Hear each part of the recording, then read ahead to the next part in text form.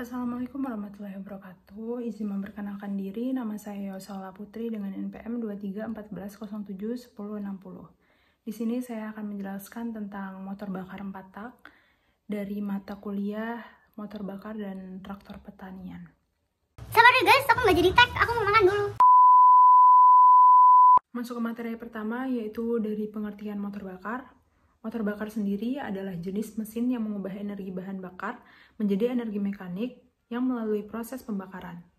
Mesin ini biasanya digunakan dalam berbagai aplikasi seperti kendaraan bermotor, pesawat, dan peralatan industri. Nah, prinsip kerja motor bakar sendiri melibatkan pembakaran bahan bakar, misalnya bensin dan diesel di dalam ruang bakar, yang akan menghasilkan tenaga dan kemudian menggerakkan piston atau komponen lain untuk menghasilkan tenaga mekanik. Motor bakar dapat dibedakan menjadi dua jenis utama, yaitu motor bakar bensin dan juga motor bakar diesel. Selanjutnya, apa sih motor bakar 4 tak itu? Motor bakar 4 tak memiliki 4 langkah. Yang pertama ada langkah hisap, yang kedua langkah kompresi, yang ketiga langkah tenaga, dan yang keempat langkah pembuangan. Nah, motor bakar 4 tak sendiri memiliki mesin yang menggunakan 4 langkah atau siklus untuk menyelesaikan satu siklus pembakaran penuh. Keempat langkah tersebut adalah langkah-langkah yang sebelumnya saya sebutkan, yaitu ada langkah hisap, langkah kompresi, langkah pembakaran atau tenaga, dan juga langkah buang. Pada langkah hisap sendiri, piston bergerak turun ke bawah yang menciptakan vakum yang menghisap campuran bahan bakar dan udara ke dalam silinder melalui katup masuk yang terbuka. Selanjutnya ada pada langkah kompresi. Pada langkah kompresi, piston bergerak naik ke atas, menutup katup masuk dan menekan campuran bahan bakar dan udara hingga menjadi lebih rapat. Setelah itu ada pada langkah pembakaran atau langkah tenaga yang menyebabkan busi memicu percikan api yang membakar campuran bahan bakar dan udara, menyebabkan ledakan kecil yang mendorong piston kembali turun. Dan yang terakhir pada langkah buang. Pada langkah buang sendiri, piston kembali naik ke atas, mendorong gas sisa pembakaran keluar melalui katup buang yang terbuka. Siklus ini kemudian berulang untuk menghasilkan tenaga yang berlanjut. Dan inilah cara motor 4 tak beroperasi, memberikan tenaga yang dibutuhkan untuk menggerakkan kendaraan. Dan di slide selanjutnya merupakan contoh gambar dari motor 4 tak yang mempunyai beberapa komponen, yaitu busi, valve spring, katup buang, silinder head, sistem pendingin, piston, crankcase, camshaft, cam, campuran udara dan bahan bakar, katup masuk, ruang bakar, silinder blok, batang torak, dan juga poros engkol. Bagaimana sih cara kerja motor 4 tak itu? Sebelumnya saya jelaskan dulu. Motor 4 tak atau 4 langkah adalah jenis mesin pembakaran dalam yang menggunakan 4 langkah piston untuk menyelesaikan satu siklus kerja. Dan berikut adalah penjelasan lebih detail mengenai bagaimana sih cara kerja motor 4 tak itu. Langkah pertama yaitu ada langkah hisap. Langkah hisap cara kerjanya, piston bergerak dari titik mati atas ke titik mati bawah. Setelah itu katup hisap terbuka, sementara katup buang akan tertutup. Setelah itu campuran udara dan bahan bakar masuk ke dalam silinder melalui katup hisap. Terus ada langkah kompresi. Langkah kompresi itu memiliki cara kerja seperti piston bergerak kembali dari titik mati bawah ke titik mati atas. Selanjutnya kedua katup hisap dan katup buang akan tertutup. Terus selanjutnya ada campuran udara dan bahan bakar dikompresi akan meningkatkan tekanan dan temperatur dalam silinder. Langkah yang ketiga ada langkah usaha. Cara kerja dari langkah usaha sendiri, ketika piston mencapai titik mati atas, busi akan menyala dan menyebabkan campuran udara dan bahan bakar terbakar. Selanjutnya ada proses pembakaran. Pembakaran ini menghasilkan ledakan yang mendorong piston kembali ke titik mati bawah. Dan ini adalah langkah di mana tenaga mekanis dihasilkan untuk menggerakkan poros engkol. Yang terakhir ada langkah buang. Langkah buang sendiri yaitu melalui proses piston bergerak kembali dari titik mati bawah ke titik mati atas. Setelah itu katup buang akan terbuka dan sementara katup hisap akan tertutup. Yang terakhir ada proses gas sisa pembakaran didorong keluar dari silinder melalui katup buang. Proses ini akan terus berulang-ulang selama mesin masih berjalan. Keunggulan motor 4 tak sendiri dibandingkan dengan motor 2 tak adalah efisiensi bahan bakar yang lebih baik dan emisi gas buang yang lebih rendah. Namun, motor 4 tak sendiri cenderung memiliki lebih kompleks dan memiliki lebih banyak bagian yang bergerak. Setelah itu, di sini ada contoh gambar dari siklus kerja mesin 4 langkah. Ada langkah hisap, langkah kompresi, langkah usaha, dan juga langkah buang. Setelah itu, saya akan menjelaskan tentang keunggulan dan kelebihan dari motor bakar 4 tak. Motor 4 tak memiliki beberapa kelebihan yang membuatnya lebih menarik di kalangan pengendara motor. Pertama, motor 4 tak cenderung lebih efisien dalam penggunaan bahan bakar dibandingkan dengan motor 2 tak. Hal ini karena proses pembakaran yang lebih lengkap dan terkontrol, yang juga mengurangi emisi gas buang sehingga lebih ramah lingkungan. Yang kedua, motor 4 tak sendiri biasanya memiliki daya tahan mesin yang lebih baik karena sistem pelumasan yang lebih efektif. Dan yang ketiga, motor ini cenderung lebih stabil dan mudah dikendalikan karena distribusi tenaga yang lebih merata dalam setiap putaran mesin. Dan yang keempat atau terakhir, biasanya lebih tenang dalam hal kebisingan yang membuat pengalaman berkendara menjadi lebih nyaman. Dimana ada kelebihan, pasti ada kekurangan. Selain memiliki beberapa keunggulan, motor bakar 4 tak juga memiliki beberapa. Selain memiliki keunggulan dan kelebihan, motor bakar 4 tak juga memiliki beberapa kekurangan. Salah satu kekurangannya yaitu adalah kompleksitas mesin yang lebih tinggi, yang berarti lebih banyak komponen yang bisa rusak dan memerlukan perawatan rutin. Selain itu, motor 4 tak cenderung lebih berat dan lebih besar, yang dapat mempengaruhi handling dan performa di beberapa situasi berkendara. Dan juga ada biaya produksi dan perawatan juga biasanya lebih tinggi, karena teknologi yang digunakan lebih canggih dan memerlukan keterampilan khusus dalam penanganannya. Dan yang terakhir, meskipun lebih efisiensi dalam penggunaan bahan bakar, tenaga yang dihasilkan oleh motor 4 tak biasanya lebih rendah dibandingkan motor 2 tak untuk ukuran mesin yang sama, dan juga bisa menjadi pertimbangan bagi mereka yang mencari performa tinggi. Perbedaan motor 4 tak dan juga 2 tak. Motor 4 tak dan 2 tak memiliki beberapa perbedaan dan persamaan yang signifikan. Motor 4 tak, seperti namanya, menyelesaikan satu siklus mesin dalam 4 langkah. Yang tadi saya sebutkan ada langkah hisap, langkah kompresi, langkah pembakaran atau tenaga, dan juga langkah buang. Hal ini membuatnya lebih efisien dalam pembakaran bahan bakar dan menghasilkan emisi yang lebih sedikit dibandingkan dengan motor 2 tak. Selain itu, motor 4 tak cenderung memiliki umur pakai yang lebih lama dan lebih hemat bahan bakar. Di lain sisi, motor 2 tak juga menyelesaikan satu siklus mesin dalam 2 langkah. Langkah kompresi dan juga langkah pembakaran atau tenaga. Ini membuat motor 2 tak memiliki daya yang lebih besar per ukuran mesin dan lebih sederhana dalam konstruksinya. Namun, motor 2 tak biasanya lebih boros bahan bakar dan menghasilkan emisi yang lebih tinggi. Contoh motor yang memiliki mesin motor bakar 4 tak ada pada sinematik dan jedak-jeduk setelah ini.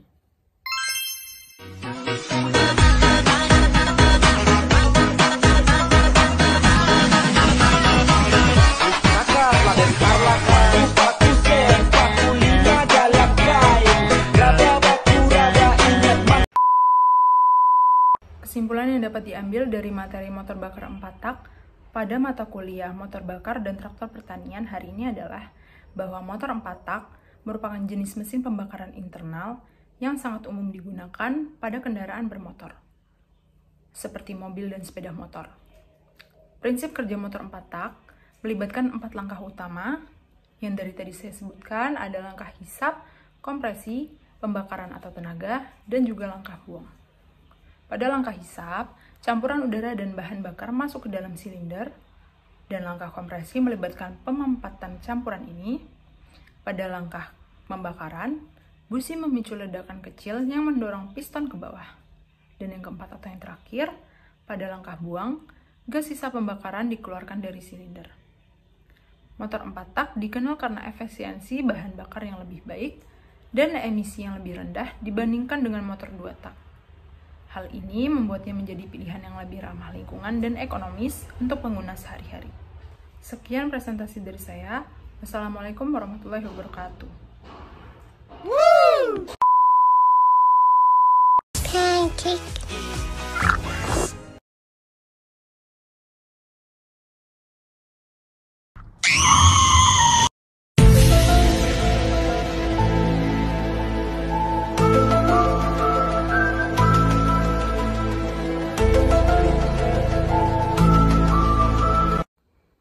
Assalamualaikum warahmatullahi wabarakatuh. Izin memperkenalkan diri, nama saya Yosola Putri dengan NPM 2314071060 dari kelas TEP B angkatan 2023. Jadi di sini saya akan menjelaskan materi tentang motor bakar 2 tak pada mata kuliah motor bakar dan traktor pertanian.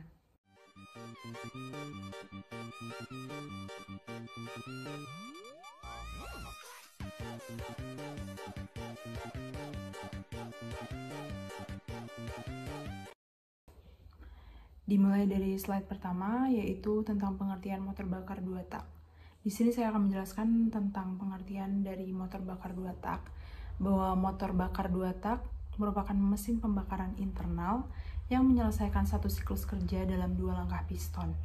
Nah, langkah ini meliputi langkah hisap dan langkah buang yang terjadi dalam satu putaran poros engkol. Jenis mesin ini juga dikenal karena efisiensi dan tenaga yang dihasilkan. Nah, di slide selanjutnya, ini merupakan gambar dari langkah-langkah pada motor bakar 2 tak. Yang pertama ada langkah hisap dan kompresi, yang kedua ada langkah pembakaran dan ekspansi, dan juga yang ketiga ada langkah buang dan hisap. Saya akan menjelaskan pada langkah hisap dan kompresi terlebih dahulu. Jadi, pada langkah hisap dan kompresi, itu saat piston bergerak naik, campuran bahan bakar dan udara dihisap melalui saluran masuk. Piston terus bergerak naik hingga menekan campuran bahan bakar dan udara, meningkatkan tekanan dan suhunya. Di langkah yang kedua, yaitu langkah pembakaran dan ekspansi, busi memicu pembakaran campuran bahan bakar dan udara, dan menghasilkan tenaga yang mendorong piston ke bawah. Tekanan gas hasil pembakaran menyebabkan piston bergerak turun dan menghasilkan tenaga putaran pada poros engkol. Dan langkah ketiga atau langkah yang paling terakhir merupakan langkah buang dan hisap. Pada langkah buang dan hisap, piston bergerak ke bawah, membuka saluran buang, dan mendorong gas buang keluar. Nah, pada saat yang bersamaan, campuran bahan bakar dan udara baru dihisap melalui saluran masuk. Proses ini akan berulang secara berkelanjutan. Dan di sini, di slide selanjutnya ada tukang bakso. Ini jam 11 padahal guys. Ada tukang bakso. Kayaknya aku harus beli deh. Sabar. Setelah itu ada kelebihan pada motor bakar 2 tak. Salah satu kelebihannya yaitu efisiensi bahan bakar. Efisiensi bahan bakar, mesin 2 tak menghasilkan tenaga yang lebih besar per satuan bahan bakar dibandingkan dengan mesin 4 tak. Hal ini terjadi karena proses pembakaran dan pengeluaran gas buang terjadi dalam satu putaran pada poros engkol. Dan yang kedua ada ringan dan kompak. Mesin 2 tak memiliki lebih sedikit komponen dibandingkan dengan mesin 4 tak, sehingga lebih ringan dan kompak. Ini membuatnya lebih ideal untuk aplikasi di mana ukuran dan berat menjadi pertimbangan yang sangat penting. Dan selanjutnya ada torsi tinggi. Torsi tinggi, mesin 2 tak menghasilkan torsi yang lebih tinggi pada putaran rendah, sehingga memberikan akselerasi yang lebih cepat. Hal ini menjadikannya lebih populer untuk kendaraan seperti sepeda motor. Yang terakhir ada responsif. Pada mesin 2 tak memiliki lag dalam respons terhadap perubahan pedal gas, membuatnya sangat responsif terhadap perubahan beban dan kecepatan. Kecepatan putarnya lebih tinggi dan akselerasinya lebih cepat. Setelah menjelaskan sedikit kelebihan pada motor bakar 2 tak, di sini saya akan menjelaskan sedikit kekurangan pada motor bakar 2 tak. Yang pertama, kekurangannya yaitu ada emisi tinggi. Pada mesin 2 tak cenderung menghasilkan emisi yang lebih tinggi, terutama hidrokarbon dan karbon monoksida. Hal ini karena proses pembakaran tidak seefisien mesin 4 tak dan sering terjadi pembakaran yang tidak sempurna. Yang kedua, motor bakar 2 tak memiliki kekurangan konsumsi oli tinggi. Nah, konsumsi oli tinggi pada mesin 2 tak membutuhkan oli yang dicampur dengan bahan bakar untuk melumasi komponen bergerak. Campuran oli ini dan bahan bakar dapat menyebabkan penumpukan karbon dan kotoran pada bagian mesin, yang dapat mengurangi kinerja dan meningkatkan konsumsi oli. Yang ketiga, ada kekurangan pada perawatan lebih kompleks. Pada mesin 2 tak, membutuhkan perawatan yang lebih sering dan rumit dibandingkan dengan mesin motor bakar 4 tak. Karburator dan sistem pelumasan perlu dirawat secara berkala untuk memastikan kinerja yang optimal pada motor bakar 2 tak. Nah, di slide selanjutnya saya akan menjelaskan sedikit tentang komponen utama motor bakar 2 tak. Di situ ada contoh gambarnya, dan saya akan menjelaskan sedikit tentang silinder, piston, poros engkol, dan juga batang penghubung. Pada silinder, ruang tempat piston bergerak dan proses pembakaran terjadi. Silinder terbuat dari logam yang tahan panas dan tekanan. Yang kedua ada piston, komponen bergerak yang bergerak naik turun dalam silinder. Piston terhubung ke poros engkol melalui batang penghubung. Dan juga ada poros engkol. Pada poros engkol, komponen yang mengubah gerakan linear piston menjadi gerakan rotasi. Poros engkol terhubung ke roda gigi transmisi dan memberikan tenaga ke roda. Dan pada batang penghubung, komponen yang menghubungkan piston ke poros engkol, batang penghubung memungkinkan piston bergerak naik turun sambil memutar poros engkol. Di slide selanjutnya, pada sistem pelumasan motor bakar 2 tak, yang pertama ada campuran oli dan bahan bakar, yang kedua ada pompa oli, dan yang ketiga pelumasan komponen bergerak. Pada campuran oli dan bahan bakar atau tahap pertama, sistem pelumasan pada mesin 2 tak menggunakan oli yang dicampur dengan bahan bakar. Nah, campuran ini akan disemprotkan ke dalam silinder dan melumasi komponen yang bergerak. Selanjutnya pada tahap pompa oli mencampur oli dengan bahan bakar sebelum masuk ke silinder. Rasio campuran oli dan bahan bakar dapat diatur sesuai kebutuhan. Selanjutnya ada pelumasan komponen bergerak. Pada pelumasan komponen bergerak, oli yang tercampur dengan bahan bakar akan memercik komponen yang bergerak seperti piston, batang penghubung, dan poros engkol, serta memberikan pelumasan yang dibutuhkan. Dan di bawah ini merupakan contoh sistem pelumasan pada motor bakar 2 tak. Di slide selanjutnya, bahan bakar yang digunakan pada motor bakar 2 tak, yaitu ada bensin, oli, dan campuran bahan bakar. Pada bensin adalah bahan bakar yang paling umum digunakan pada mesin 2 tak. Bensin juga memiliki tingkat oktana yang lebih tinggi dibandingkan dengan solar, sehingga menghasilkan tenaga yang lebih besar. Yang kedua ada bahan bakar oli. Oli dicampur dengan bensin untuk melumasi komponen yang bergerak pada mesin 2 tak. Oli juga akan digunakan harus sesuai dengan rekomendasi pabrikan. Yang ketiga, campuran bahan bakar. Campuran bahan bakar sendiri untuk mesin 2 tak biasanya menggunakan rasio oli dan bensin yang spesifik. Rasio ini harus dijaga agar pelumasan optimal dan mencegah kerusakan mesin. Nah, di slide selanjutnya merupakan tips perawatan dan servis motor bakar 2 tak. Yang pertama ada pergantian oli dan bahan bakar. Yang kedua, pembersihan karburator. Yang ketiga, perawatan busi. Dan yang keempat, perawatan pada pompa oli. Nah, yang pertama, pergantian oli dan bahan bakar. Pergantian oli dan bahan bakar secara berkala sangat penting untuk menjaga kinerja mesin 2 tak. Oli yang sudah sangat lama akan kehilangan kemampuannya untuk melumasi dan dapat menyebabkan kerusakan mesin. Yang ketiga, ada perawatan pada busi. Busi sendiri berperan penting dalam memicu pembakaran pada mesin 2 tak. Nah, busi yang kotor akan rusak dapat menyebabkan masalah pada pembakaran dan mengurangi kinerja mesin. Yang keempat atau yang terakhir, perawatan pada pompa oli. Pompa oli bertanggung jawab untuk mencampur oli dan bahan bakar. Perawatan pompa oli secara berkala akan memastikan rasio campuran oli dan bahan bakar yang tepat dan menjaga pelumasan mesin. Dan di slide selanjutnya merupakan contoh motor bakar 2 tak. Nah, rata-rata motor bakar 2 tak itu kayak gini ya guys, ternyata. Kayak gonjreng-gonjreng gitu warnanya, terus bentuknya unik ya. Lucu. Aku pilih yang ini karena warnanya lucu dan juga knalpotnya panjang. Gemes aja, ya kan? Yuk, kita lanjut ke slide selanjutnya. Oh, nggak jadi lanjut guys, ternyata slide selanjutnya itu terima kasih guys.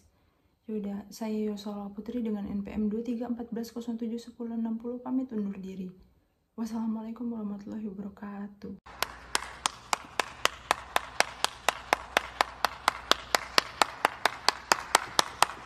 Assalamualaikum warahmatullahi wabarakatuh. Izin memperkenalkan diri, nama saya Yosola Putri dengan NPM 2314071060. Di sini saya akan menjelaskan materi tentang motor bakar 4 tak diesel pada mata kuliah motor bakar dan traktor pertanian. Yang pertama yaitu ada pada pengenalan motor 4 tak diesel. Motor 4 tak diesel merupakan jenis mesin pembakaran internal yang menggunakan siklus 4 langkah untuk menghasilkan tenaga. Nah, mesin ini biasanya dikenal karena efisiensi bahan bakarnya yang tinggi dan torsi yang kuat, yang membuatnya ideal untuk berbagai aplikasi, mulai dari kendaraan berat hingga pembangkit listrik. Di slide selanjutnya, yaitu ada prinsip kerja motor bakar 4 tak diesel. Motor 4 tak diesel biasanya bekerja berdasarkan siklus 4 langkah yang meliputi langkah hisap, langkah kompresi, langkah pembakaran, dan juga langkah buang. Siklus ini menghasilkan tenaga dengan memanfaatkan pembakaran bahan bakar diesel yang dikompresi. Pada 4 langkahnya, yang pertama ada langkah hisap, yaitu udara segar dihisap ke dalam silinder melalui katup hisap. Terus yang kedua ada langkah kompresi. Pada langkah kompresi sendiri, yaitu piston bergerak naik, mengkompresi udara hingga temperatur dan tekanan tinggi. Setelah itu ada langkah yang ketiga, yaitu langkah pembakaran. Langkah pembakaran adalah bahan bakar diesel disemprotkan ke dalam silinder dan terbakar spontan akibat panas dan tekanan tinggi. Serta yang keempat yaitu ada langkah buang. Piston bergerak turun mendorong gas sisa hasil pembakaran keluar melalui katup buang. Setelah itu ada langkah-langkah kerja motor 4 tak diesel. Nah, motor 4 tak diesel sendiri itu memiliki 4 langkah utama dalam siklus kerjanya. Seperti yang saya tadi sebutkan, yaitu ada langkah hisap, langkah kompresi, langkah pembakaran, dan juga langkah buang. Di setiap langkah itu melibatkan gerakan piston dan katup yang presisi. Yang pertama, tadi ada langkah hisap, yaitu katup hisap terbuka, piston bergerak turun, dan udara segar masuk ke dalam silinder. Dan yang kedua ada langkah kompresi. Langkah kompresi sendiri itu meliputi katup hisap tertutup, piston bergerak naik, dan udara dikompresi hingga tekanan dan temperaturnya tinggi. Serta yang ketiga ada pada langkah pembakarannya. Langkah bakar itu bahan bakar akan disemprotkan ke dalam silinder yang sudah panas dan terbakar secara spontan.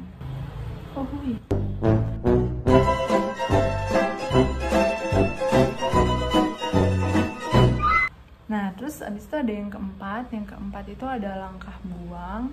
Langkah buang itu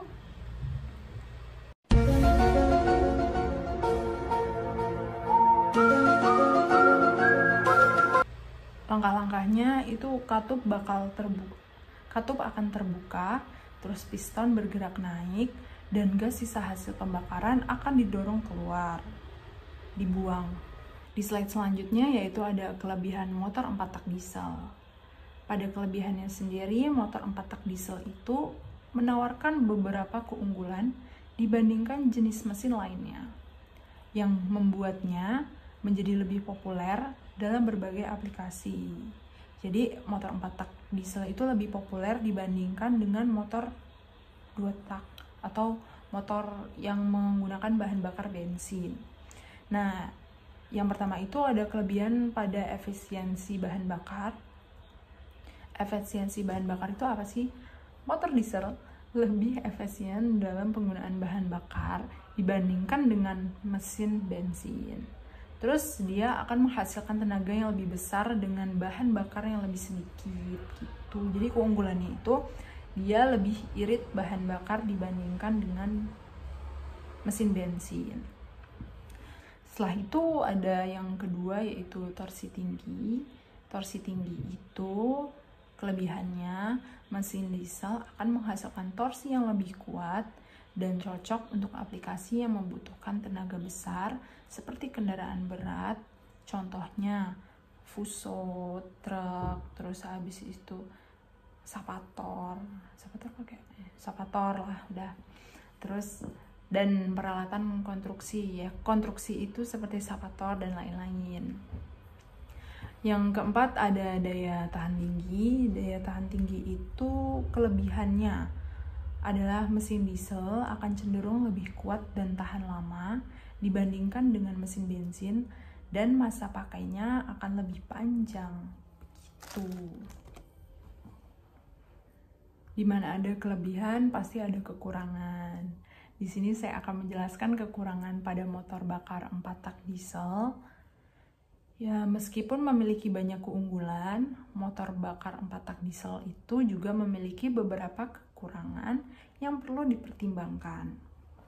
Yang pertama, itu ada pada emisi gasnya. Emisi gas itu motor diesel menghasilkan emisi gas buang yang lebih tinggi dibandingkan dengan mesin bensin, termasuk partikel halus yang berbahaya bagi kesehatan. Itu salah satu emisi gas buangnya, contohnya itu ada partikel halus yang berbahaya bagi kesehatan. Terus yang kedua ada bising. Mesin diesel itu cenderung lebih berisik atau bising daripada mesin bensin yang dapat menjadi masalah di daerah pemukiman.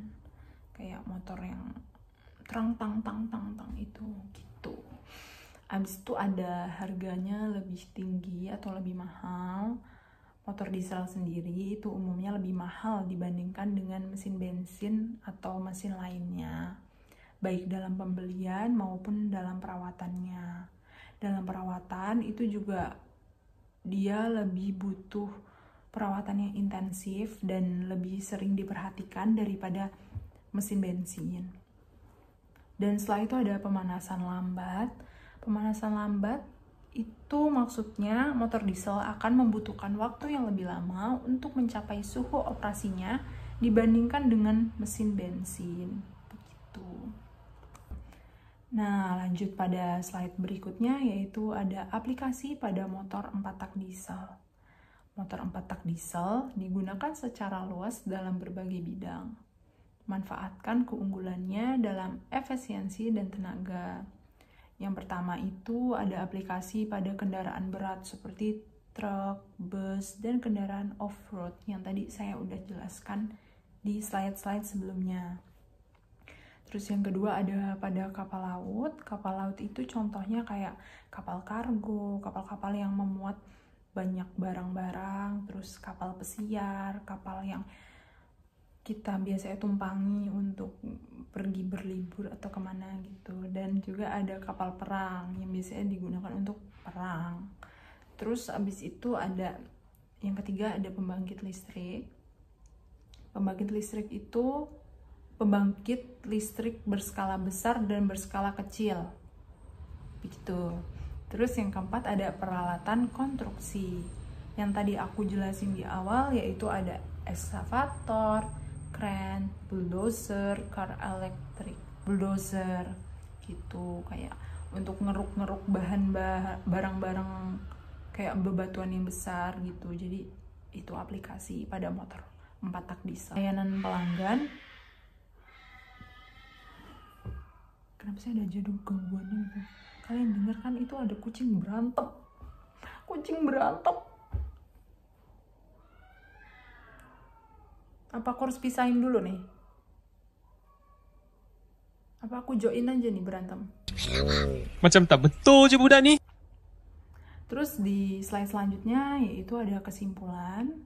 Kesimpulan yang bisa kita ambil pada materi motor 4 tak diesel ini, kita telah membuktikan bahwa mesin yang handal dan efisien itu dimiliki pada motor 4 tak diesel.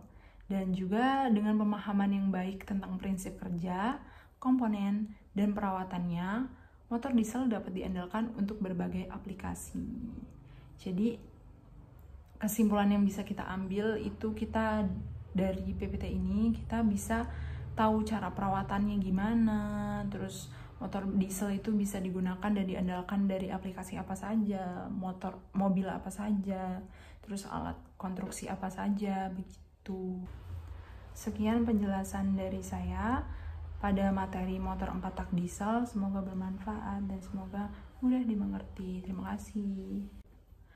Assalamualaikum warahmatullahi wabarakatuh. Izin memperkenalkan diri, nama saya Yosola Putri dengan NPM 2314071060. Di sini saya akan menjelaskan materi tentang sistem penyaluran bahan bakar bensin dan diesel pada mata kuliah motor bakar dan traktor pertanian. Langsung masuk ke materi yang pertama, yaitu di sini ada pada pengertian. Pengertiannya yaitu penyaluran bahan bakar bensin dan diesel adalah proses distribusi bahan bakar dari kilang minyak atau titik produksi ke konsumen akhir. Nah, seperti stasiun pengisian bahan bakar umum atau biasa yang kita sebut itu sebagai SPBU dan juga industri. Proses ini akan melibatkan beberapa tahap, termasuk dari pengolahannya, penyimpanan, dan juga transportasi. Setelah itu, dari produksi di kilangnya, bensin dan diesel akan disimpan dalam tangki penyimpanan yang aman. Nah, kemudian bahan bakar tersebut akan dikirim menggunakan berbagai modal atau transportasi metode seperti truk tangki, kereta api, atau pipa saluran untuk mencapai SPBU atau pengguna akhir lainnya.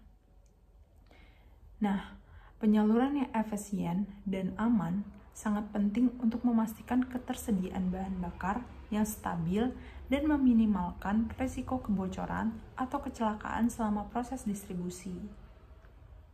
Dan selain itu, regulasi ketat akan diterapkan untuk menjaga kualitas bahan bakar dan melindungi lingkungan dari dampak negatif distribusi bahan bakar tersebut. Lanjut pada slide selanjutnya, yaitu ada apa aja sih isi penyaluran pada bahan bakar bensin dan diesel. Nah, isi dari penyaluran bahan bakar bensin dan diesel yaitu penyaluran bahan bakar bensin dan diesel di Indonesia akan melibatkan beberapa langkah dan proses yang perlu dipahami. Berikut ini adalah rincian mengenai penyaluran bahan bakar tersebut. Yang pertama, ada sumber bahan bakar, yang isinya ada produksi dan juga impor. Pada produksi, bahan bakar bensin dan diesel akan diproduksi dari kilang minyak. Yang kedua, ada impor. Sebagian bahan bakar akan diimpor dari negara lain atau negara lain juga akan mengekspor bahan bakar itu ke negara-negara kayak Indonesia dan lain-lain.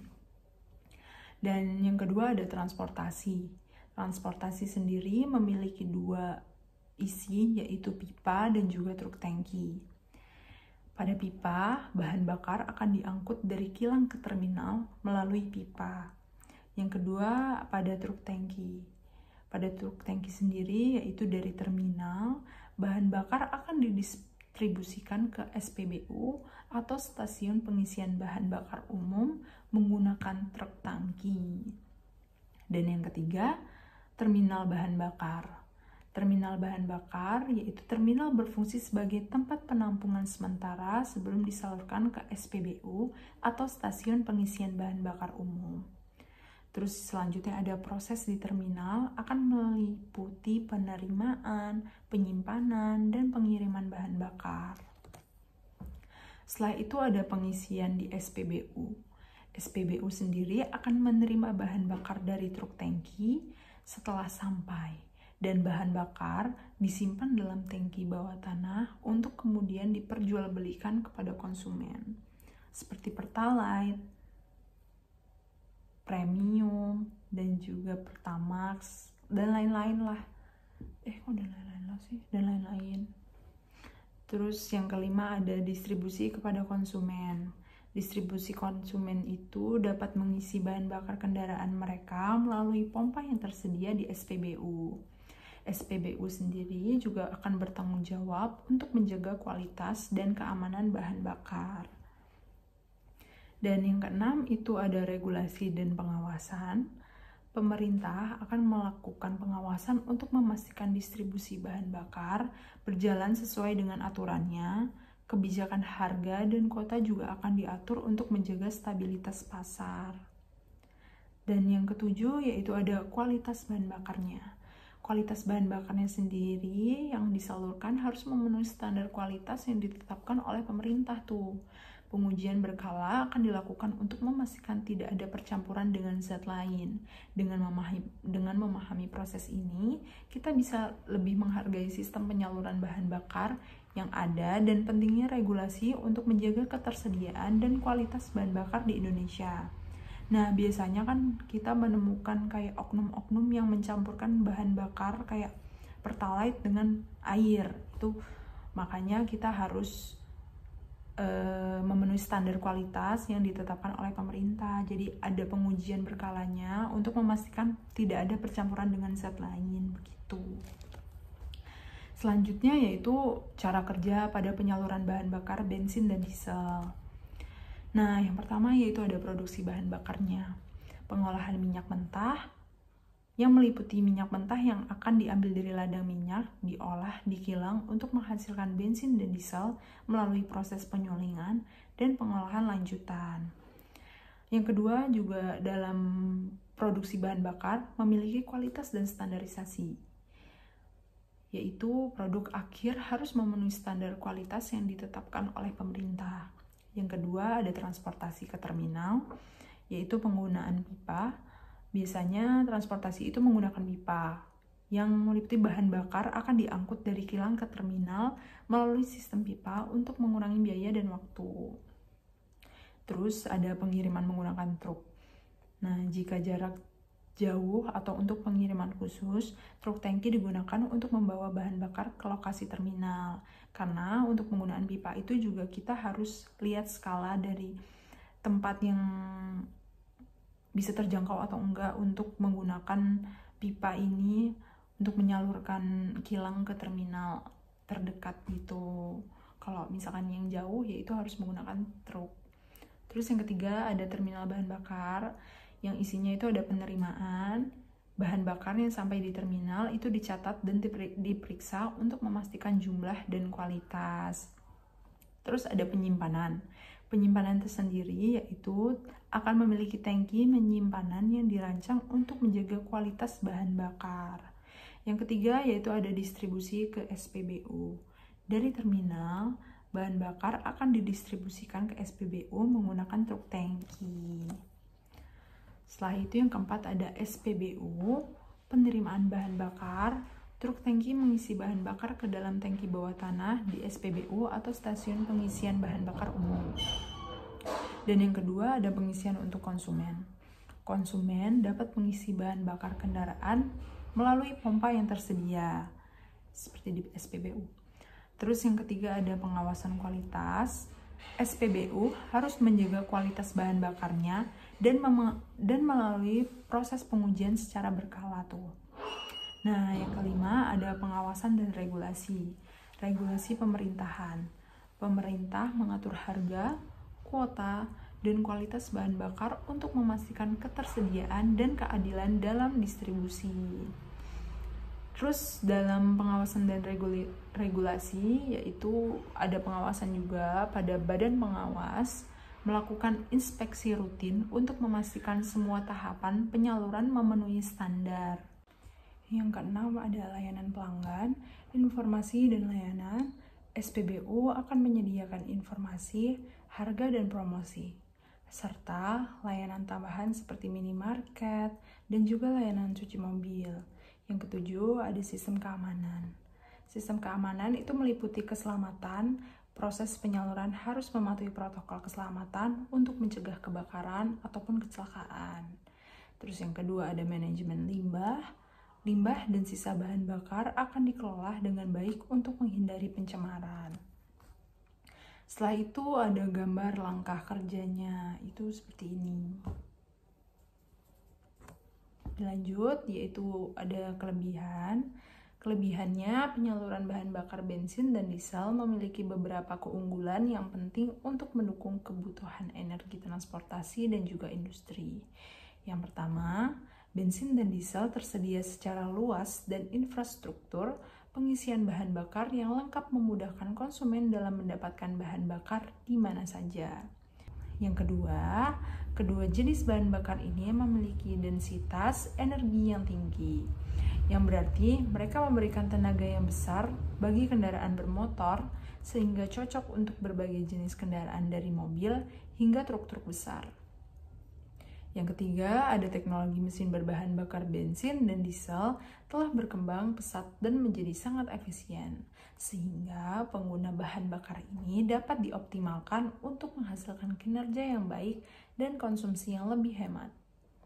Yang keempat, atau yang terakhir, harga bahan bakar bensin dan diesel relatif stabil dan juga terjangkau dibandingkan dengan beberapa sumber energi alternatif lainnya, yang menjadikannya sebagai pilihan yang ekonomis bagi banyak masyarakat. Kekurangan pada penyaluran bahan bakar bensin dan diesel juga dapat menimbulkan berbagai dampak negatif seperti masyarakat dan perekonomian. Salah satu dampaknya adalah terganggunya aktivitas transportasi yang dapat menghambat logistik. Hal ini dapat menyebabkan kenaikan harga barang berkebutuhan pokok dan jasa yang pada akhirnya akan menambah beban ekonomi bagi masyarakat. Selain itu, kekurangan pasokan bahan bakar dapat memicu kepanikan dan aksi borong, yang justru akan memperparah situasi. Di sektor industri, keterbatasan bahan bakar juga dapat mengganggu operasional pabrik dan menurunkan produktivitas, yang berdampak pada penurunan pendapatan dan berkurangnya lapangan kerja. Jadi banyak karyawan-karyawan di PHK itu karena keterbatasan bahan bakar dan mengganggu operasional pabrik serta menurunkan produktivitasnya. Selanjutnya, dalam jangka panjang, situasi ini dapat merusak stabilitas ekonomi dan menghambat pertumbuhan ekonomi nasional. Oleh karena itu, penting bagi pemerintah dan pihak terkait untuk memastikan distribusi bahan bakar berjalan dengan lancar dan juga efisien, serta mencari solusi alternatif untuk mengatasi masalah ini. Selanjutnya ada perbandingan pada keduanya. Yang pertama ada persamaan. Persamaannya yaitu penyaluran bahan bakar bensin dan diesel memiliki beberapa persamaan yang signifikan meskipun kedua jenis bahan bakar ini memiliki karakteristik dan penggunaan yang berbeda. Yang pertama, baik bensin maupun diesel disalurkan melalui jaringan distribusi yang melibatkan kilang minyak, terminal distribusi, dan juga stasiun pengisian bahan bakar. Proses ini dimulai dari permurnian minyak dari kilang dan di mana bensin dan diesel akan dihasilkan sebagai produk utama. Kemudian tahap selanjutnya bahan bakar diangkut ke terminal distribusi menggunakan kapal tanker, pipa, ataupun truk tangki. Selanjutnya dari terminal distribusi, bensin dan diesel didistribusikan ke stasiun pengisian bahan bakar di mana konsumen dapat mengisi kendaraan mereka. Selain itu, kedua bahan bakar ini harus memenuhi standar kualitas dan keselamatan tertentu sebelum dapat didistribusikan dan dijual kepada konsumen, memastikan bahwa mereka aman dan efisien untuk digunakan. Perbedaannya yaitu penyaluran bahan bakar bensin dan diesel memiliki beberapa perbedaan mendasar yang terkait dengan sifat fisik dan penggunaan kedua jenis bahan bakar tersebut. Bensin umumnya digunakan untuk kendaraan ringan seperti mobil penumpang dan sepeda motor.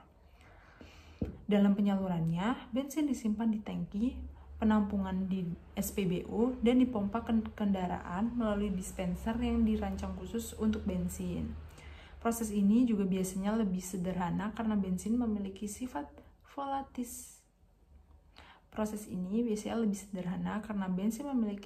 volatilitas yang lebih tinggi, sehingga akan memerlukan penanganan khusus untuk mencegah penguapan berlebihan.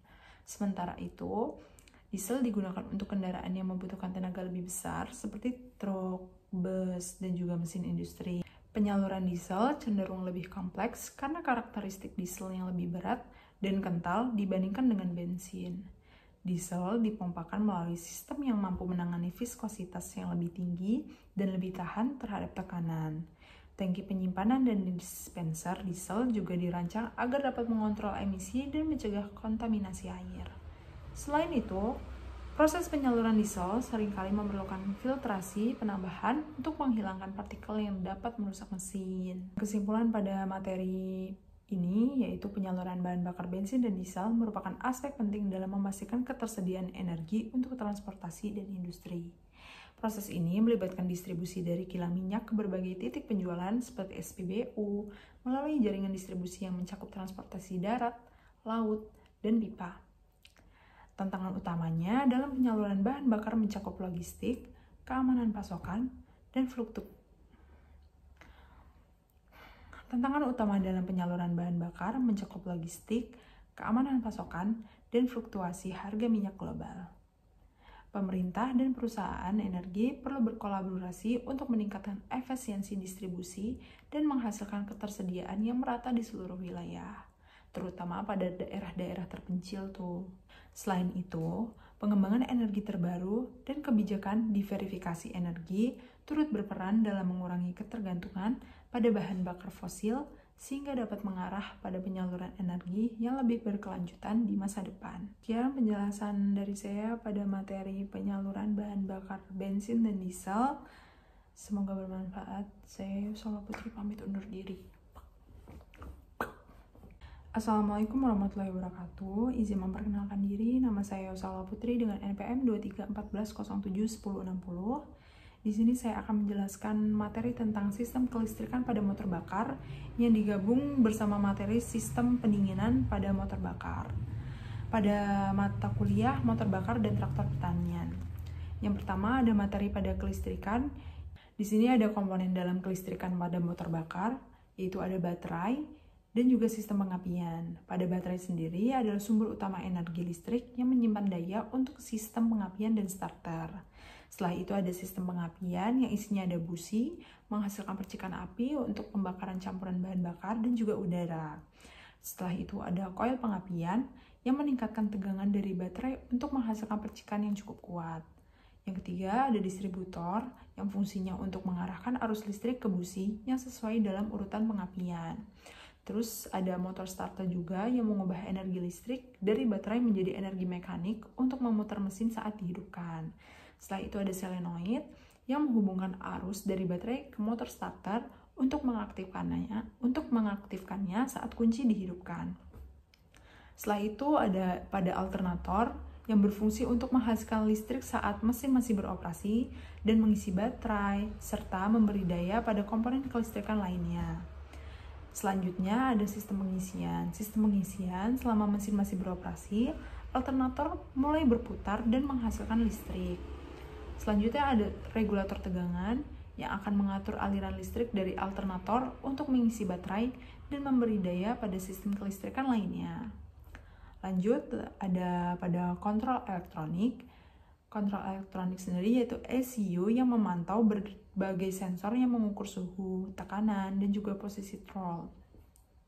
Berdasarkan dari data ini, yaitu ECU mengatur injeksi bahan bakar dan waktu pengapian untuk memastikan efisiensi yang maksimum. Selanjutnya ada operasional yang berkelanjutan.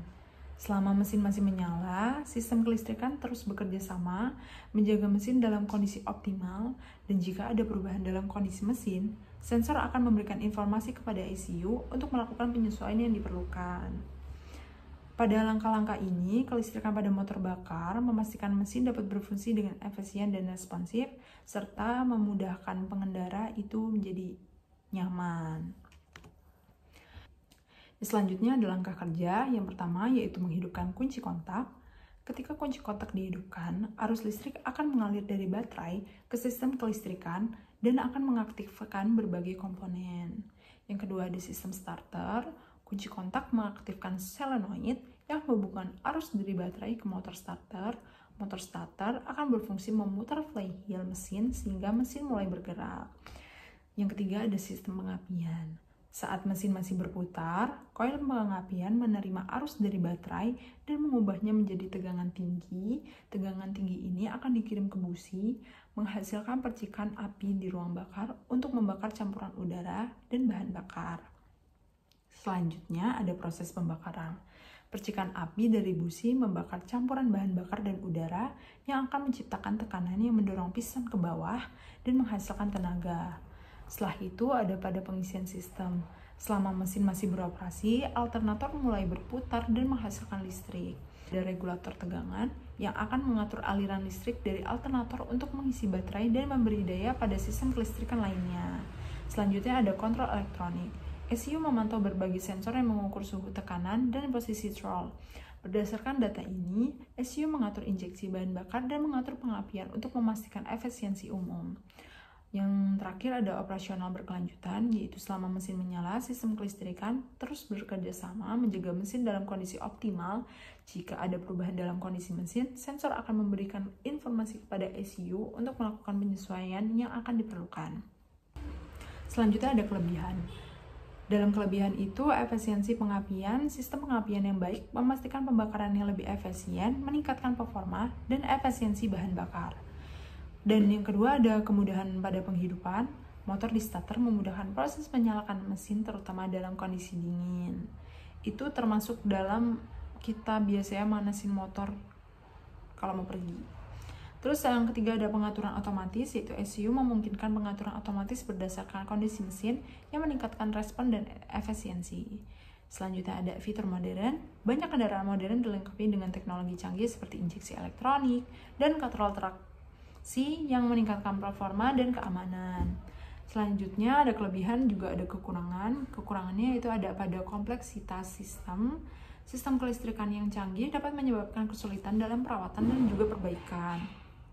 Selanjutnya ada ketergantungan pada komponen elektronik.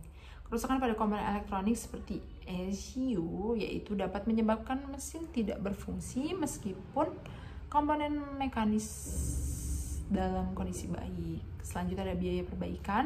Komponen kelistrikan terutama yang canggih cenderung lebih mahal untuk perbaikan untuk diganti.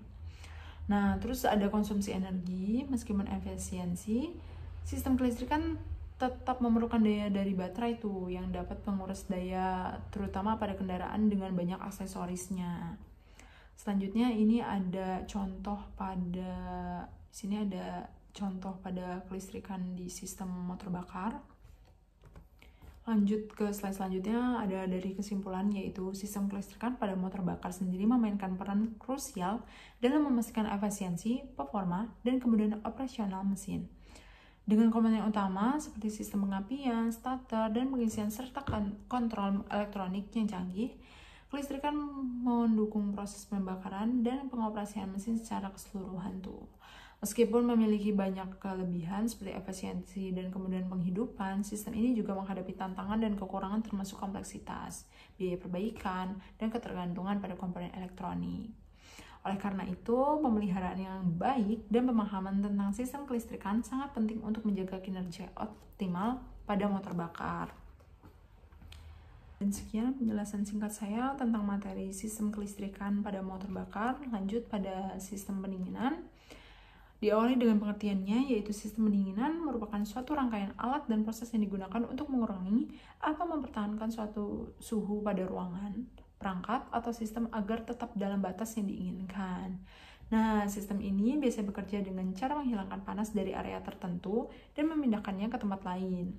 Seringkali menggunakan refrigeran, kompresor, dan juga alat lainnya.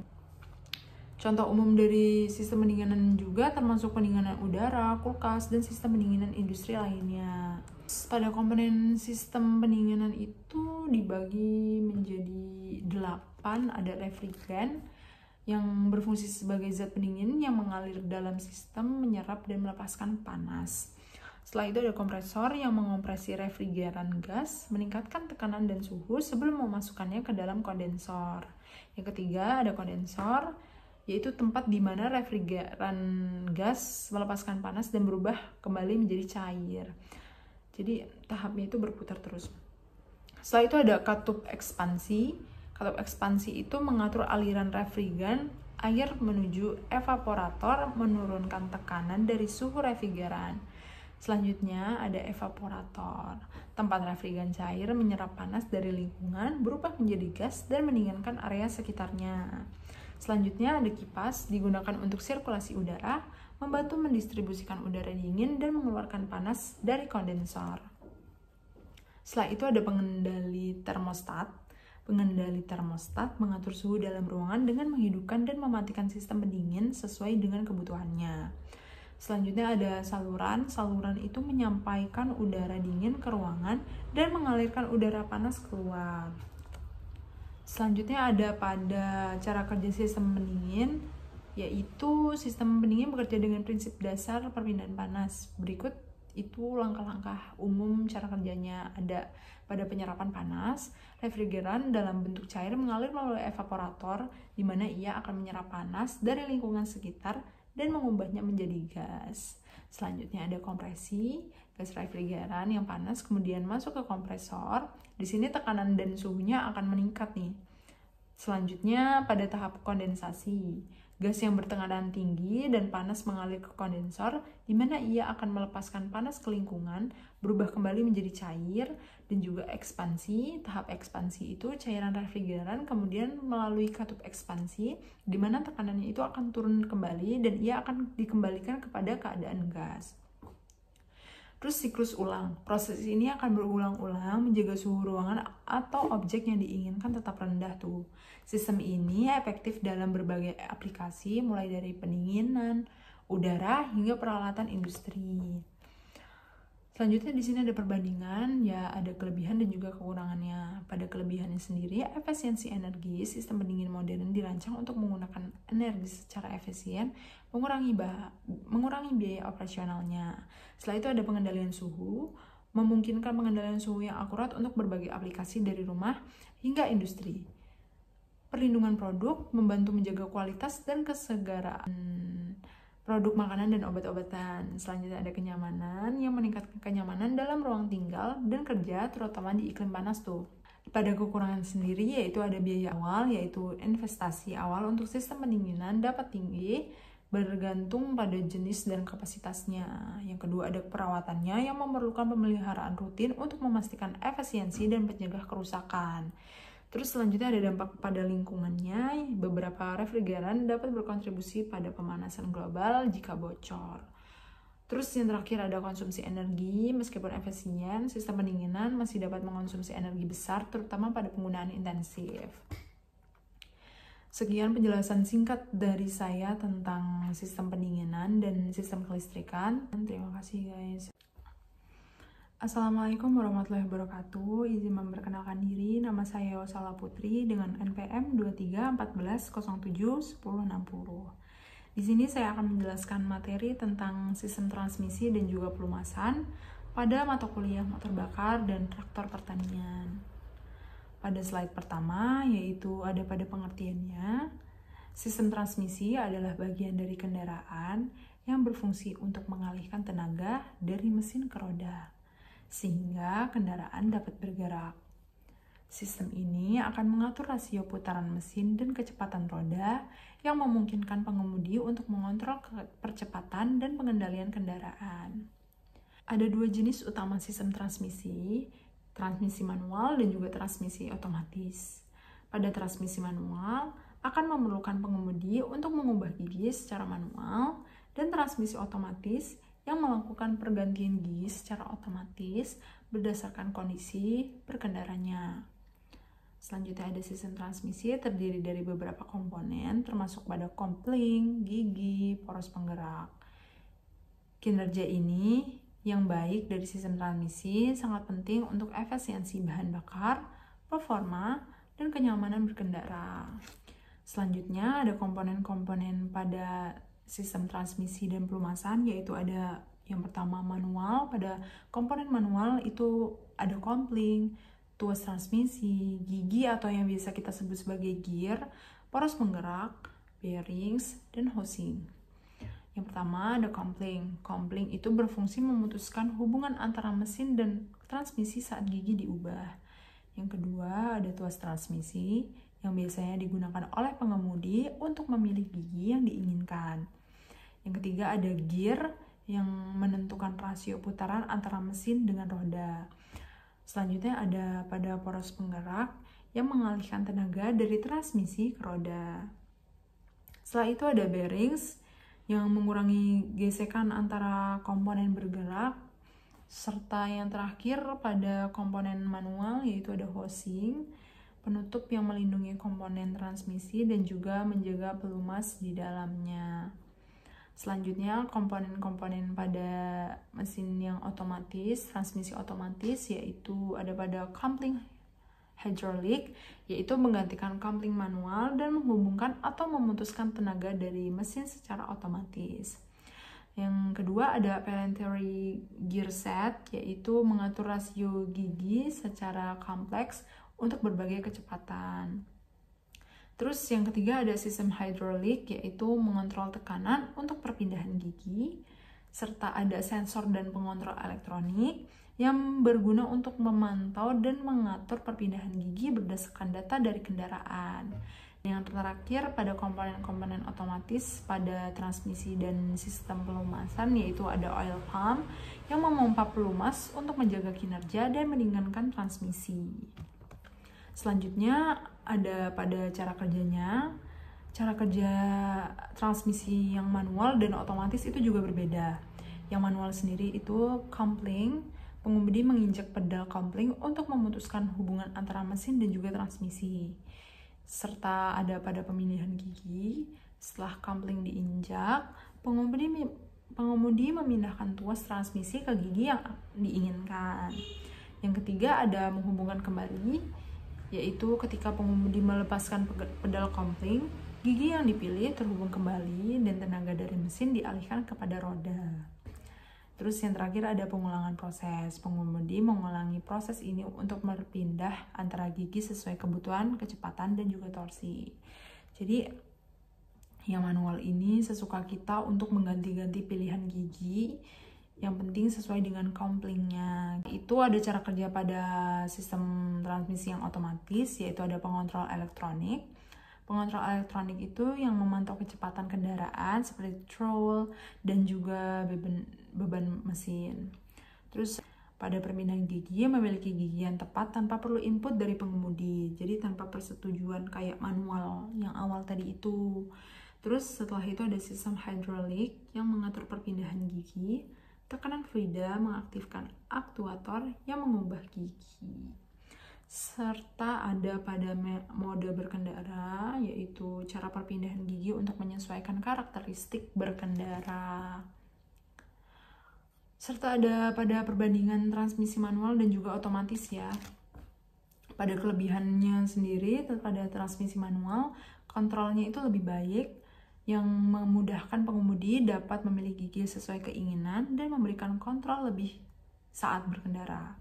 Yang kedua ada efisiensi bahan bakar. Efisiensi bahan bakar sendiri itu seringkali lebih efisiensi dalam penggunaan bahan bakar, terutama dalam kondisi tertentu di transmisi manual. Dan yang ketiga itu biaya perawatan. Umumnya lebih murah untuk diperbaiki dan dirawat.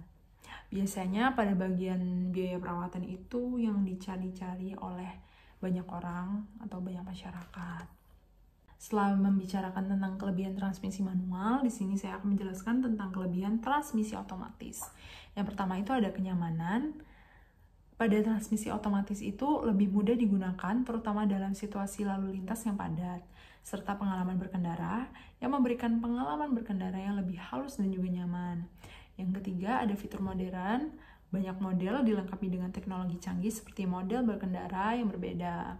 Nah, ini kelebihan transmisi pada otomatis itu lebih cenderung kepada kenyamanan pengendaraan gitu. Terus di sini ada kekurangannya pada transmisi manual dan juga transmisi otomatis. Pada transmisi manual memiliki kekurangan, yaitu tingkat kesulitan, memerlukan keterampilan dan pengalaman untuk mengoperasikannya dengan baik. Yang kedua ada kenyamanan. Biasanya lebih melelahkan menggunakan transmisi manual dalam lalu lintas yang padat karena harus sering mengubah-ubah gigi. Terus pada transmisi otomatis itu Kekurangannya di biaya, umumnya lebih mahal dalam hal perawatan dan juga perbaikan. Dan kekurangannya juga ada pada pengendalian terbatas. Pengemudi memiliki kontrol yang lebih sedikit atas penggantian gigi yang dapat mengurangi responsivitas dalam beberapa situasi. Saya pribadi lebih suka pada transmisi otomatis, karena pada transmisi manual itu nggak bisa aja bawa motor gigi. Nah, di slide selanjutnya yaitu ada persamaan transmisi otomatis dan juga manual. Yaitu persamaannya pada fungsi dasarnya, yaitu keduanya berfungsi untuk mengalihkan kendaraan dari mesin ke roda yang memungkinkan kendaraan untuk bergerak. Yang kedua ada komponen utama, baik transmisi manual maupun otomatis terdiri dari komponen dasar seperti gigi, poros penggerak, dan juga sistem pengendalian. Selanjutnya ada rasio gigi. Keduanya memiliki rasio gigi yang berbeda untuk mengatur kecepatan dan torsi kendaraan. Lanjut pada mekanisme pengoperasian, yaitu keduanya memerlukan mekanisme untuk mengubah gigi sesuai dengan kebutuhan berkendara, meskipun cara pengoperasiannya berbeda. Setelah itu ada pada kebutuhan perawatan, keduanya memerlukan perawatan dan pemeriksaan berkala untuk menjaga kinerja dan mencegah kerusakan. Dan di slide selanjutnya merupakan kesimpulan. Kesimpulan yang dapat kita ambil pada materi transmisi dan juga pelumasan ini yaitu transmisi manual dan otomatis memiliki fungsi utama yang sama, yaitu sama-sama mengalihkan tenaga dari mesin ke roda kendaraan. Transmisi sendiri memberikan kontrol penuh kepada pengemudi dalam memilih gigi, sedangkan transmisi otomatis mengatur perpindahan gigi secara otomatis. Masing-masing jenis memiliki kelebihan dan kekurangan. Pada manual, yaitu lebih efisien dan murah dalam perawatan, sementara otomatis menawarkan kenyamanan dan kemudahan. Komponen yang terdapat dalam kedua sistem ini berbeda, tetapi keduanya penting untuk kinerja kendaraan. Selanjutnya, yaitu ada pemilihan antara transmisi manual dan otomatis tergantung pada preferensi pengemudi dan kondisi berkendara yang dihadapi, tergantung pada pilihan masyarakat, entah itu memilih transmisi manual ataupun transmisi otomatis gitu. Sekian penjelasan singkat dari saya mengenai materi sistem transmisi dan pelumasan. Lebih kurangnya saya mohon maaf. Wassalamualaikum warahmatullahi wabarakatuh. Tanpa perlu input dari pengemudi itu. Basing-basing aja. Kok basing-basing? Layanan pelanggan. Kenapa sih ada jadul gangguannya gitu? Kalian dengar kan itu ada kucing berantem. Kucing berantem. Apa aku join aja nih berantem? Dan kesimpulan yang dapat kita ambil pada materi transmisi. Slide selanjutnya merupakan kesimpulan. Kesimpulan yang dapat kita ambil pada materi transmisi dan juga pelumasan ini yaitu Macam tak betul je budak ni.